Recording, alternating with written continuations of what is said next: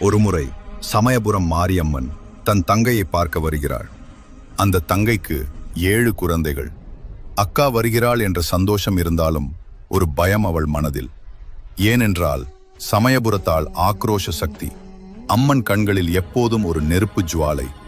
அது தன் குழந்தைகள் மீது பட்டுவிடுமோ என்ற பயத்தில் 7 குழந்தைகளையும் 7 பானைகளுக்குள் மறைத்தாள். அம்மன் வீட்டுக்குள் வந்து கேட்டாள், தங்கையே, என் குழந்தைகள் எங்கே? குழந்தைகள் விளையாட சென்றிருக்கிறார்கள் என்று பொய் சொன்னாள். அந்த பொய்யை தன் யோக சக்தியால் அறிந்த சமயபுரத்தாள், என்னிடமே பொய் சொல்கிறாயா? எதை என்னிடம் மறைத்தாயோ அது அனைத்தும் கல்லாக மாறட்டும்.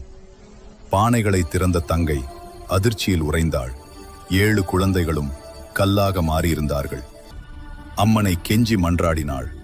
அப்போது மனமிறங்கிய மாரியம்மன் சொன்னாள், இனி இவர்கள் என் பிள்ளைகள். சப்த கன்னிகைகளாக என் கோவிலில் இருப்பார்கள். முதலில் இவர்களை வணங்கி பிறகு என்னை வணங்குங்கள். இன்றும் சமயபுரத்தில் சப்த கன்னி